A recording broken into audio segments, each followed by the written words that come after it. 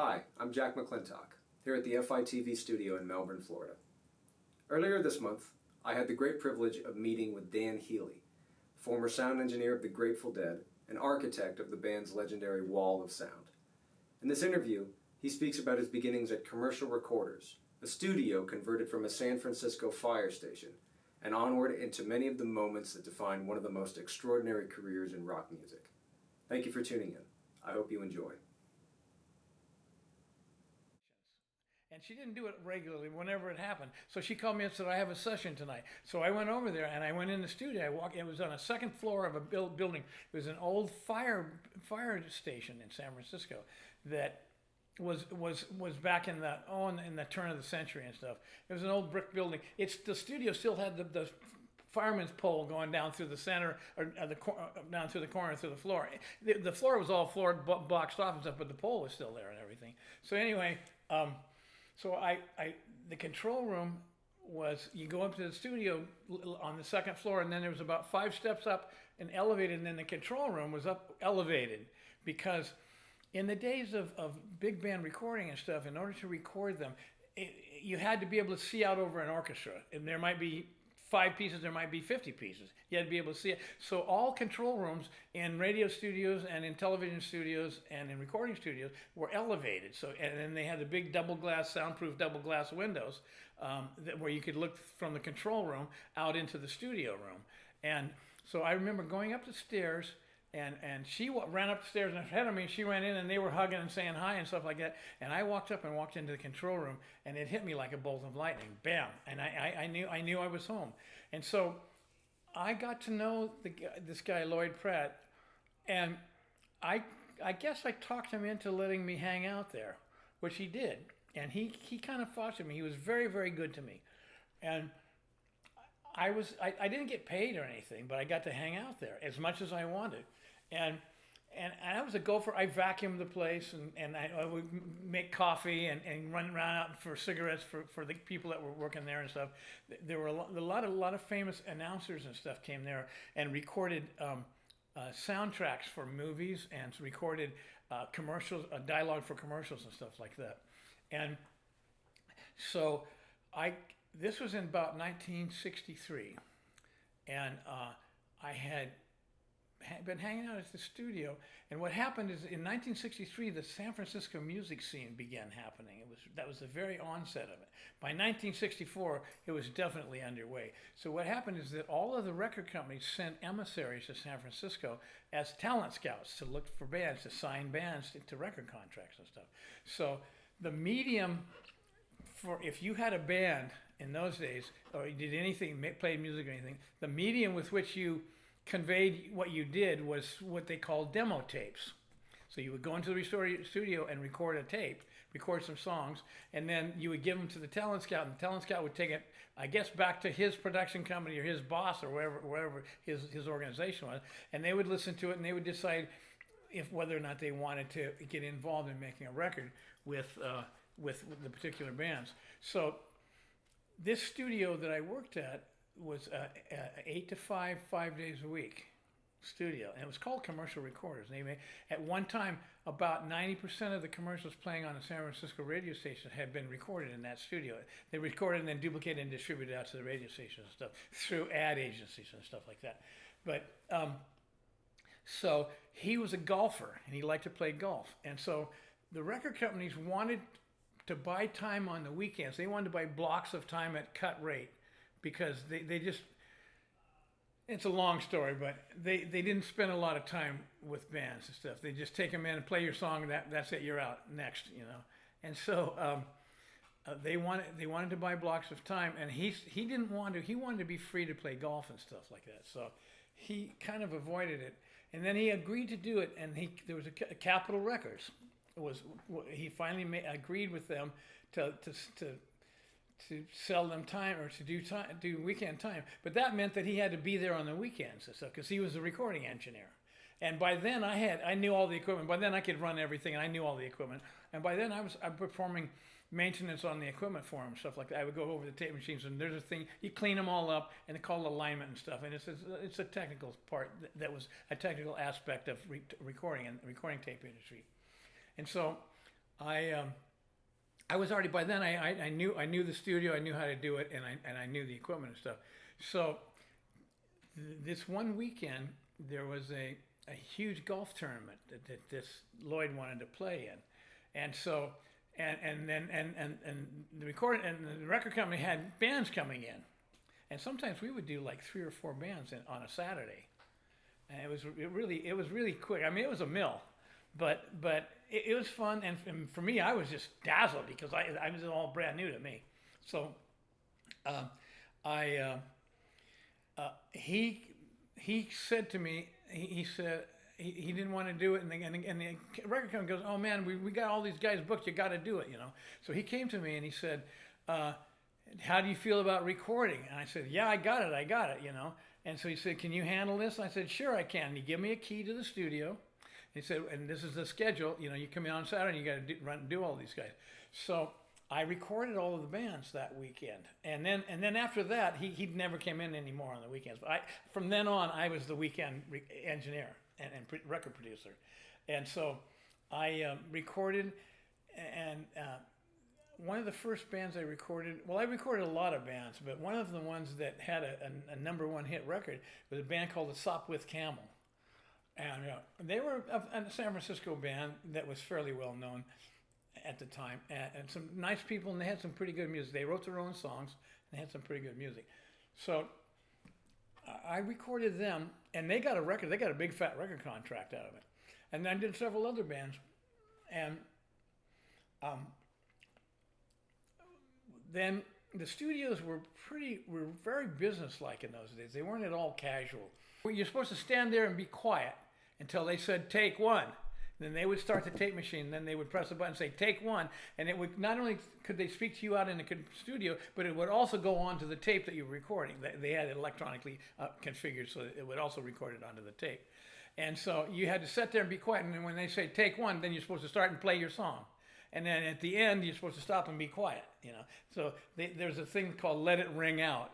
At the end of the last note, you're supposed to not make any noise, no extra beats or nothing, so that it had an apparent ending to it.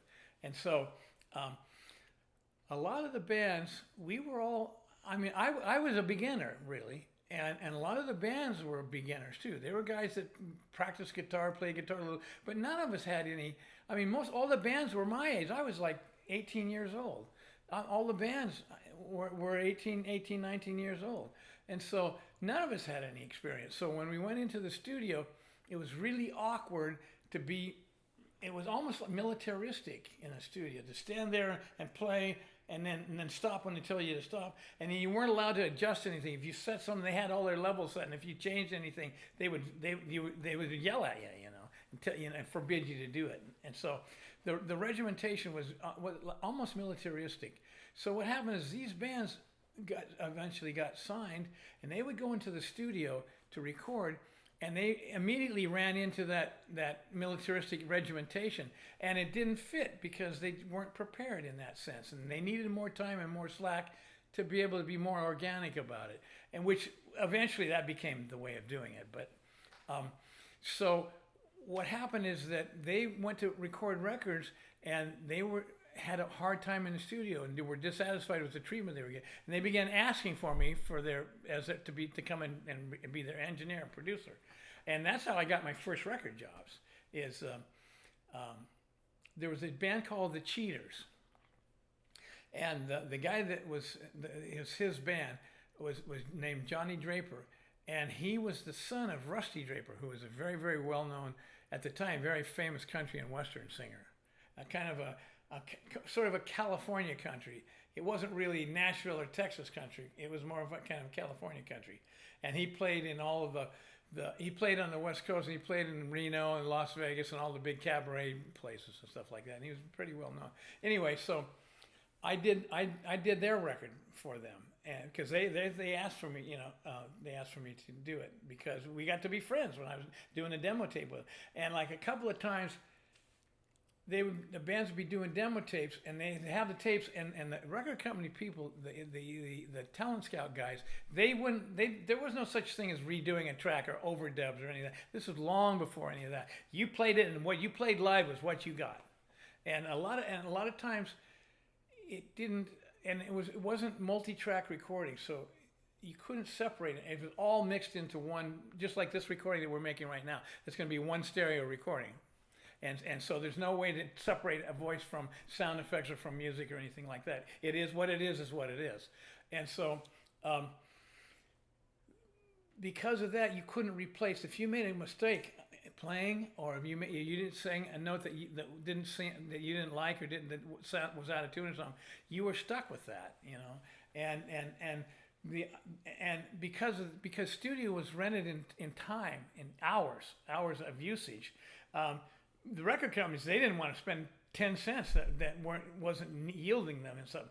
And if it was something that they figured nobody would care about, then you were sunk. That was like, I'm sorry, that's what it is, you know. That's what you're stuck with.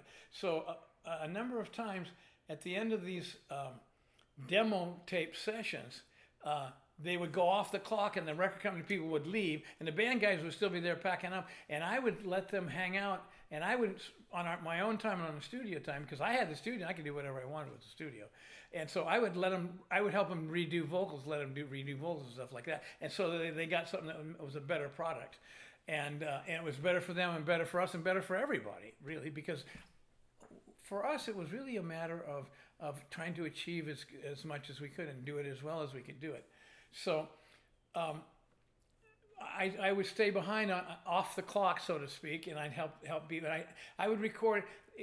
The recording would be like a one mono or one stereo tape, and everything all together, voice, all instruments, voice, drums, keyboards, guitars, and everything, all mixed onto one tape, just like this recording, composite. And so I would record the tracks onto a separate tape. And I didn't tell anybody. I would just do it. Then then at the end of the session, if they wanted to replace a vocal, well, I had the music track without any vocals on it, so I could play that and sing it, and then the singer could sing along to it. And that was like a sort of the first version of overdubbing. They called it sound on sound. The guy that invented that made it that famous was Les Paul. Now, Les Paul, anybody that's a musicologist or a recordologist or anybody that's interested in that, go check out Les Paul. Les Paul not only invented the electric guitar, but he also invented multi-track recording, and he did it in a sound-on-sound version. And if you listen to his records, they have many layers of stuff on them that he did all by himself. He played all the parts himself. And he recorded his records in his own garage. He had his own studio set up in his garage. So he self-recorded himself and produced it and recorded his own records. So there's something that you really want to look into if you're interested in that. That's a very, very large cornerstone of how we got to where we made it, you know. But at any rate, so the bands, to backtrack or to tie that back, the bands would ask for me to be their engineer and their producer in the studio. And so the record companies went along with it. So they hired me.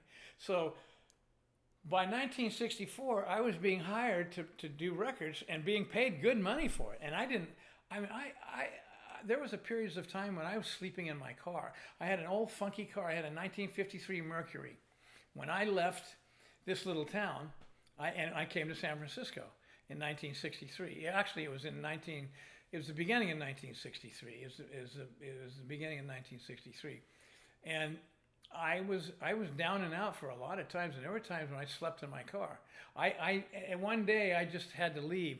I put my records and my guitar and my clothes in this old Merc I had, and I drove away, and I never went back.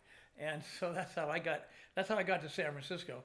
And then the San Francisco music scene, because it was beginning, and because we were all young, and there was no real organization, nobody knew where this was going. I mean, and we all knew each other because we were all teenagers and we were all doing the same thing. Like I knew all the members of all the bands. I mean, I knew personally, hung out with them. I knew Jimi Hendrix personally. I bought a guitar from Jimi Hendrix once, and I still have it.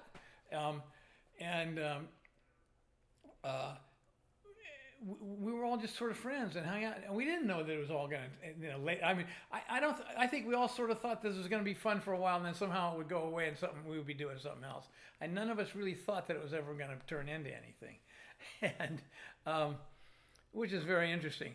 The same at the same time, playing music was sort of like the studio in the sense of it was all organized and it was all owned and controlled and organized by a few people. And if you weren't part of their clique, you didn't play. If you had a band and you weren't in their clique, they didn't own you, then you didn't get to play. So what we did was, it turned out there were a number of venues in the San Francisco. For us, I can only speak for San Francisco because that's where I was. There was a number of venues that were old. They're left over from the World War II era. They were all big band ballrooms and stuff. And it was the Fillmore Auditorium was one of them, which is now is a famous place. The Carousel Ballroom, the Avalon Ballroom. These were all sort of dormant. They were all left over, just like somebody left in 1941 and never came back. And so they looked just like they looked back in those days. And so it turned out that these rooms were for rent. So you could rent them, and so we would rent them and put on shows ourselves. But by then, we'd been played around enough that we were able to. We had enough following. There were all the people our age. We were all high school kids, and so all the high school kids, everybody in that age, they graduated that in that era. Were part of it, felt a part of it. And so we had a following. So we would rent these halls. And I remember the first show that I was ever at was at the original old Fillmore Auditorium. And the Fillmore Auditorium was run by a company called the Fillmore Corporation. And you could rent the Fillmore Auditorium for $200 for a night. And you got it from the beginning of a day, all through the night till the next morning. Is how you got like, I guess, 24 hours there. So we would go in and decorate and set it up. I wasn't really involved in the promoting of it. I'll get to it in a little while. I eventually got into the sound part of it, but so we would charge $2 at the door, and when we got our $200, everybody else got in free. So that's like a little known, really wonderful little aspect of what we did. That couldn't go on forever because eventually it got more and more complicated, and insurance got involved in this. And growing up, I mean, it was time to grow up for us, and we had to come to grips with that. So we would play the shows, and so we had a following, and people would come, and that's where all the psychedelic posters came from, because we had friends, Mouse and Kelly and Mouse and people like that. They were artists, but they drew and painted and stuff. But they did, like Kelly and Mouse did flames and pinstriping on your car was very big in those days. Everybody had flames and pinstriping on their cars, and so that's what they were doing for a living. And so when this started happening, they started making posters because they were young too, and they got hooked up with us, and we found out about it too. So they began doing these fabulous psychedelic poster, because by then LSD was in play too. We were all taking acid, and that had a profound change on it. But they would make the posters, and you could buy commercials on the radio station, on the local top 40 rock jock stations and stuff. You could get a commercial for like $50. You could get 4 or 5 commercials, and sometime in the afternoon and stuff. So we would get commercials.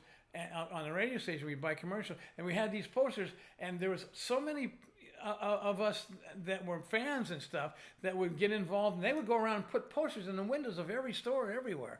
And so we would these places would fill up the minute we'd start a show. They would fill up. So it gradually became more and more popular, and we gradually wrestled away the control of who got to play where from these business guys that had it all sewed up.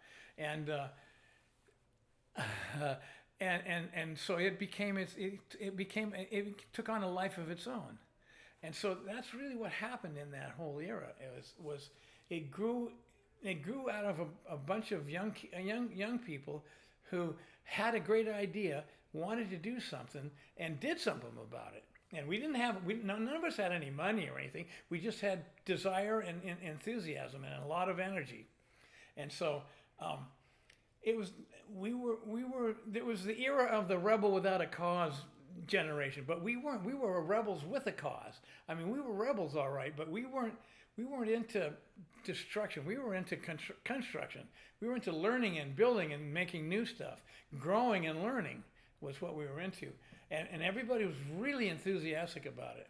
And it became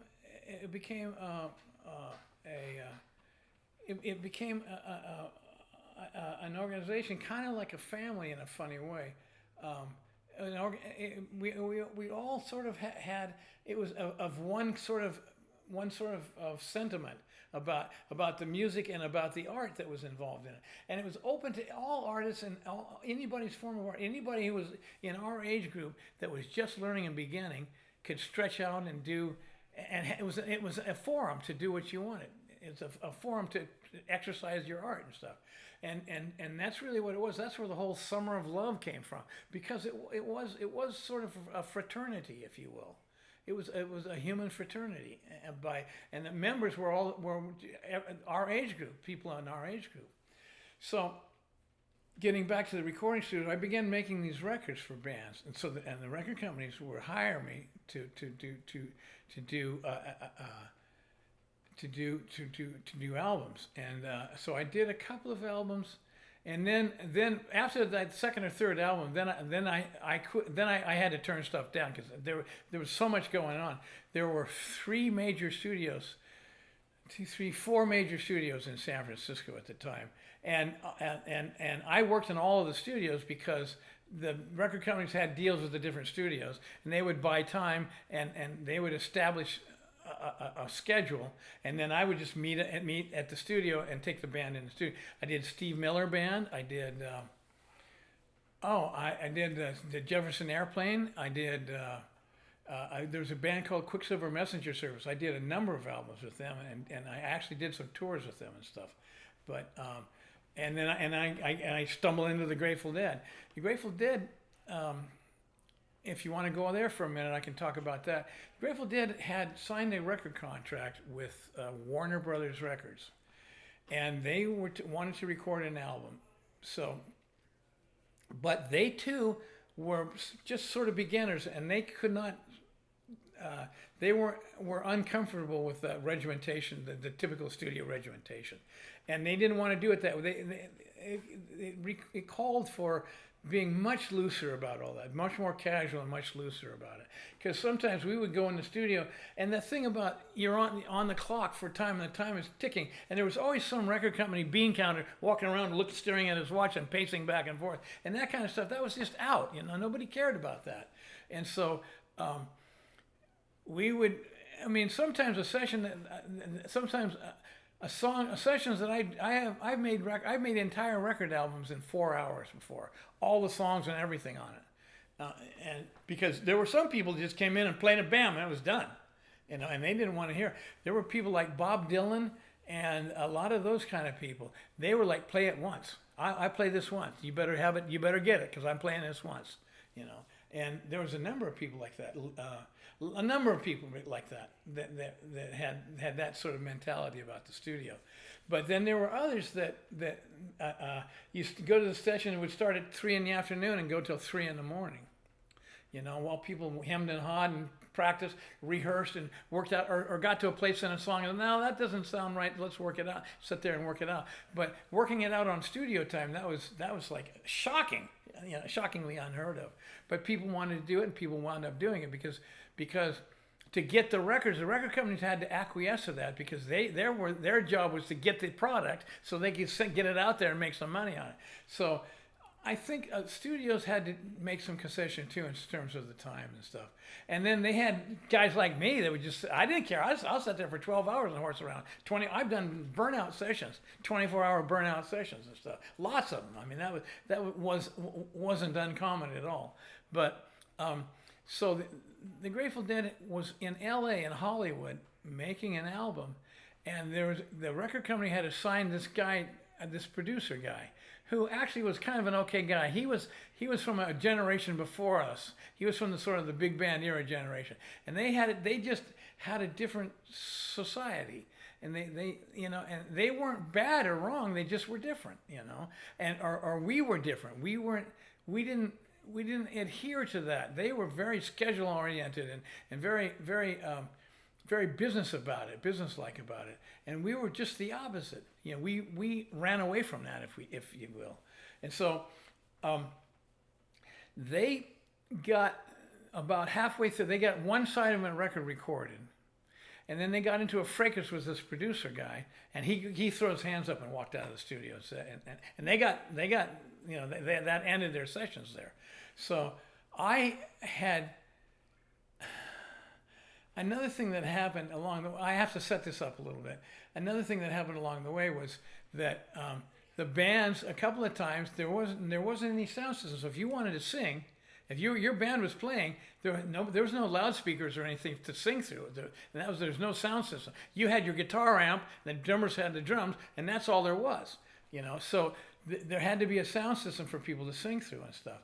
So I was asked again. And I'm trying to remember who the band was, but it was probably Quicksilver, asked to do the sound for one of their shows.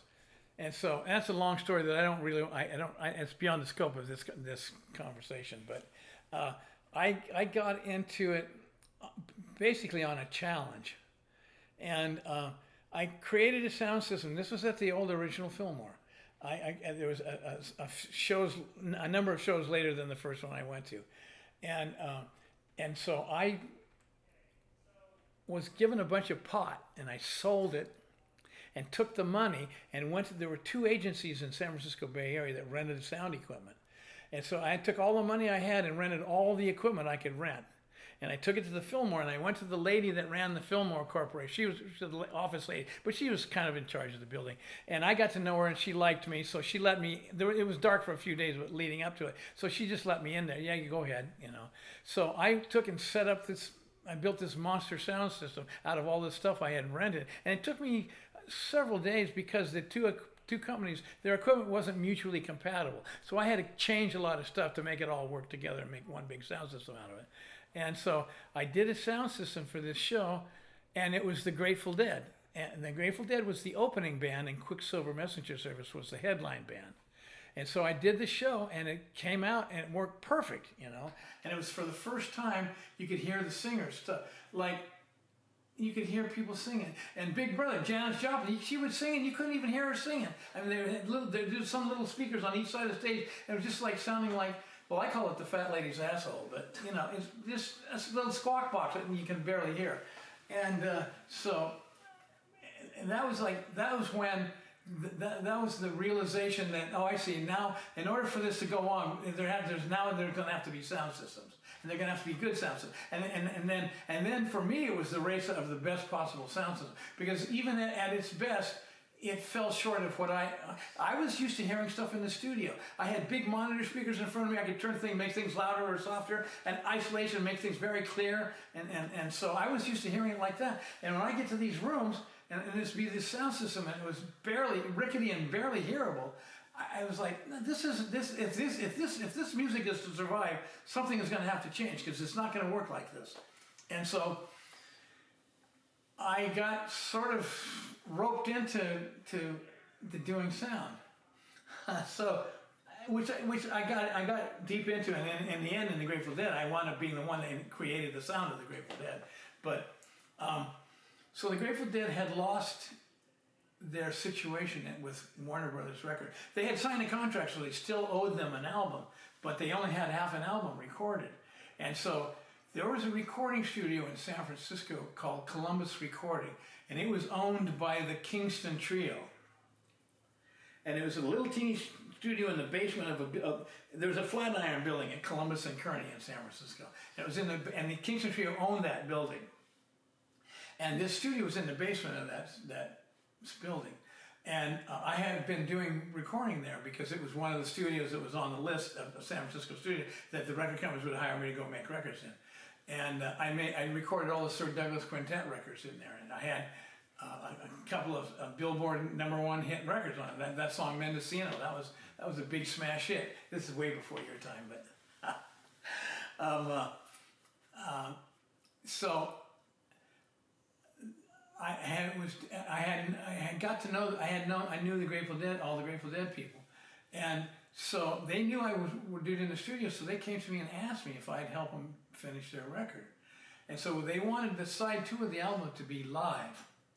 And those days, there weren't any. You couldn't rent professional sound equipment. You just couldn't. It wasn't available. And this was before the days of multi-track recording. Like the first multi-track recorder was an 8-track, which was at Columbus Recording, Kingston Trio. They had an 8-track at that studio, and that was the wow of the industry. Wow, can you believe that? You know, so you can record on it, and then you can wind back the tape and play it again, and you can while you're listening to it, you can record another track on it, and that's called overdubbing. That's where the term overdubbing comes from. And I mean, nowadays it's computer. I have a computer now. I just click the mouse button, and you can. I can put hundreds of tracks on your. If you have a song, and I'm working on a song with you in my studio, I can put hundreds of tracks on if I want. But in those days, that was an 8-track, and then right after that, the 16-track came, and then right after that, the 24-track came.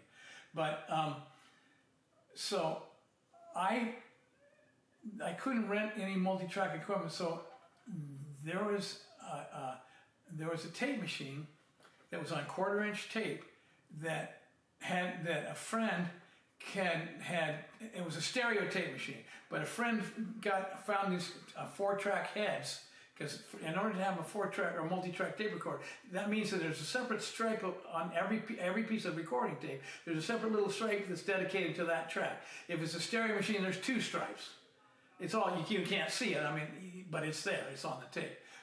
If it's an 8-track, there's 8 stripes and so forth. So he had a 4-track head that we mounted onto this machine, and then we got an additional stereo record and playback electronics and put them all together, and that made a 4-track machine.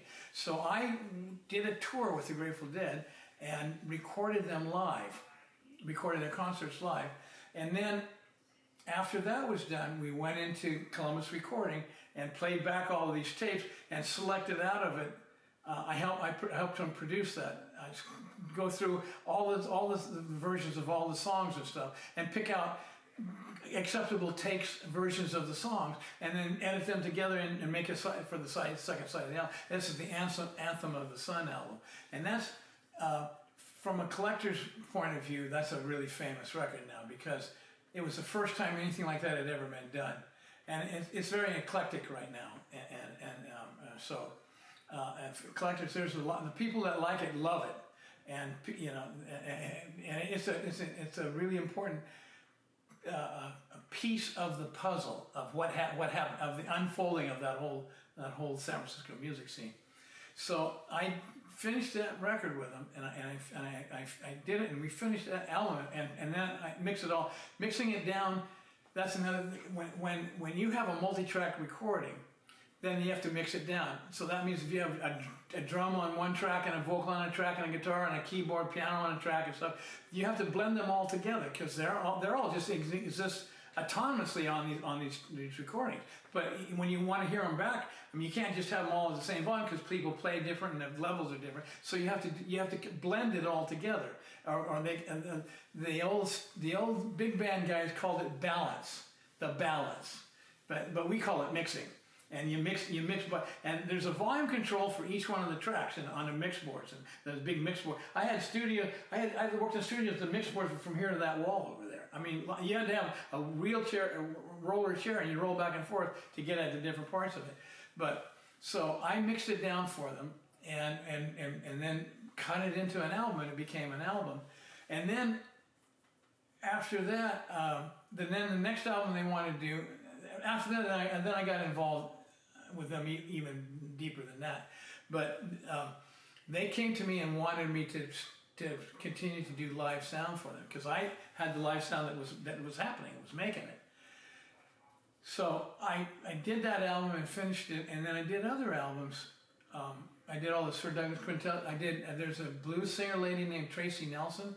I worked with Mac Rebennick and Dr. John. I did some of his albums. I worked with all kinds of people, you know. a whole list of them. I mean, you name them. For the people that worked in San Francisco, I did records with them and stuff. So that was my record. That was my recording thing. And that's how I happened to be. That's what I was doing when I met the Grateful Dead. I was already that person. High quality, music quality sound systems were invented in the mid-1920s. The movie companies commissioned Western Electric and RCA to design and build them a sound system for talking movies that were not only voice quality but would have music quality. So you had to have full frequency range. You hear the bass notes and the highest cymbal notes and stuff, and a full frequency sound system. So those were all designed at the behest of and financed by the movie industry. So the stuff we had, they were all the designs that were generated then, and they were good for then. But we got to the place where you couldn't have enough. Once you were getting all you could get out of it, it wasn't enough. And it wasn't possible to stack enough of it together on the sides of a stage to get enough of it to have the sound quality that we wanted, that I was looking for. And so that's a couple of sequences of events occurred, and it finally became obvious that we weren't going to be able to get there. So at some time, this is probably 1970, 71, around in there, we finally abandoned all of that, and it was recognized if this is going to go any further, we're going to have to just completely scrap everything we're doing and rethink the whole thing and start from scratch. So, and that's when the famous Wall of Sound was born. And we spent 3 years building it, and we spent almost 3 years using it. But it was huge. Its goal was to be able to have each instrument reproduced, every voice, human voice and musical instruments reproduced with absolute purity. So one of the features of this wall of sound was that no two things came out of any one loudspeaker. For every voice had its own speaker system. Every instrument had its own speaker system. That's why you see pictures of it. There's rows and rows and rows and rows. We had hundreds and hundreds of speakers on the stage, but we initially designed it in a kind of a building block fashion, so that the object was so that we could configure it differently as in different times of using it. Because another thing that was happening, another thing that we uncovered was not only having the right stuff, but being able to configure it in such a way that whatever hall you're playing in, because all the halls aren't the same. Some are wide and shallow, some are narrow and deep, some are tall and some are thin and stuff. So objectively, you wanted to set it up so that all of your sound equipment was used only where people are listening, and it wasn't bouncing off the walls and going to places where it wasn't needed. It was focused on the audience. And so we designed it in such a way that it could be configured radically differently. But the problem with that is that it made hundreds of speakers in little boxes. They were literally individual boxes. And so setting it up, there was about 500 speakers on a typical setup of the Wall of Sound. Setting it up was monumentally complicated. And so we had scaffolding. We bought construction scaffolding was what we used. And we would set that up, and that would become the stage, and then up behind, on the back of the stage, the scaffolding would rise up. But it was configured in such a way that we could pile our boxes in it, and it would hold them from tipping over and stuff. So it was support for them. So it was a support system. And there were so many speakers, and the scaffolding was so complicated. We had 2 complete sets. One set would go to a venue and set up, and then we would arrive there and play it. But then the second set would be at the next venue, and it would be already setting up, because it'd take a couple of days to set it up. So then at the end of the first show, we would take all the equipment out, put it in the trucks, go to the next city, and then set it up in that place. Then the first show would break down the scaffolding, it would go to the third show, set it up. So it leapfrogged. And so it was so complex it wasn't the kind of thing where you can just walk in and set it up and then take it down and go to the next place. That was wishful thinking. So we did that, and it was monumentally complicated, and it took a lot of time and a lot of effort to make it all work and have it all working all at the same time, all running all at once and stuff. And so my responsibility was to make sure that it was on and working. All of it was working. And it would take, I mean, sometimes I'd spend 24 hours before the show just getting the sound system working and stuff.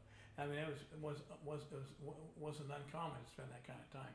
And I had a crew, I had 9 guys on my crew that set it all up and took it down and stuff. And that was not counting the scaffolding crew. Then the additional was the scaffolding people, and then there was I had 4 semi trucks that had to be loaded and driven. They had to have drivers and stuff, drive to the next city, and they had to be loaded and unloaded and stuff. So there was a lot of work in that. So what happened is that we toured with it for about 3 years. It cost it cost millions of dollars. We spent millions of dollars on it. And it was when it was really good at the right size hall and stuff, it worked pretty good. There were times when it was fairly rewarding, but right away it turned out that it wasn't. It turned out that it was exceeded. It reached diminishing returns. You couldn't have enough of it, and you couldn't set up enough of it in a reasonable amount of time to satisfy the needs.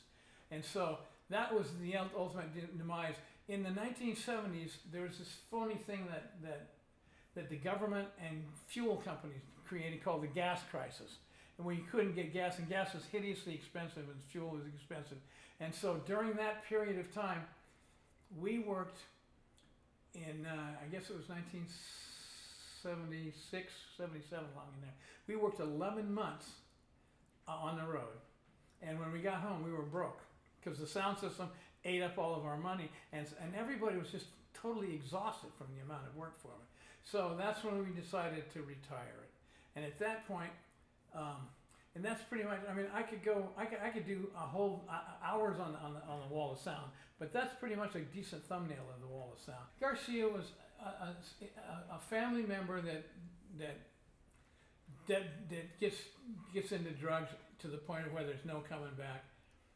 It broke my heart. I mean, I think sometimes at the end of the show I'd be in tears, you know, because this is something that I had given my whole life to, and I had gotten it there, and there were moments during concerts when my highest dream came true, and to see it just go by the wayside just was devastating to me, I wound up at odds with it, you know. And so I didn't want to be there, and eventually I wasn't there. You know, I didn't want to. It was very, you know, when you have a family member, you don't want to abandon them, but you can't abide by it, but you can't really abandon them either. You can't ever not love somebody that you love. You just can't do that. It doesn't work. You know, a true family member, you will always love them, even though it breaks your heart and makes you sad. You know. And that's really what it was. He just was self-destructive. He had songs about it, being able to destroy himself. There's a song called "Liberty" of the Grateful Dead, and it's about the right to destroy yourself. It's what, you know. So you know, I don't want to get too deep into all that stuff. It was devastating to me. I'm still sad. I will never not be sad about it. You know, I will never get over that. Yeah, Ace. We called him Ace. Yeah, that was kind of unexpected. He got lung cancer, and he wasn't even a smoker. I'm not sure how that happens. That's always mystifying to me, because I believe it might be in your DNA or something like that. But yeah, he got sick, and he's plugged at it right up to the end. I mean, he did it until he dropped. You know, he did not give in. He did not give in, and he wrote some nice songs. I liked Bobby. I really liked him. I mean, there were times when we were really close friends. There were times when we weren't close friends. You know, relationships. You know how sometimes you hang out with people you're really tight for a while and then you drift apart, but they're always there. You know, and so you drift in and out. And I had that kind of relationship with him. You know, he had a studio at his house that we recorded a Grateful Dead album, the Blues for Allah album. We recorded at his home studio. It was a full-blown studio at his house, and I built the record console for that place, and I recorded that, did that album there, you know, and I played with him. I sat down and played with him. he was never much of a guy to sit down and play music. Jerry, I would sit down with Garcia and would sit with acoustic guitar and sit and play and jam and stuff, you know. I mean, there's videos of me jamming with him at parties and stuff, you know, where I'd have a guitar and he'd have a guitar and we'd just sit down and be jamming together, you know. Really, I spent 40 years, more than 40 years, almost 50 years doing that, you know. So I'm an old geezer now, but I was there when it began, and I was there through. I was one of the leading players, the main players in that whole San Francisco music scene, and for 50 years, you know. And I'm still really well known. I can walk downtown in San Francisco and people hit on me, you know. I enjoyed doing it, and I feel that I got an opportunity to do something that no one else had ever done, and I'm really happy for that. You know, I'm thankful for that. You know. We did something. We wrote a book. We wrote the book, the music book. You know, and I took a bunch of us high school kids, organized it, and learned and grew and perfected learned our art and perfected our trade and became world great at it.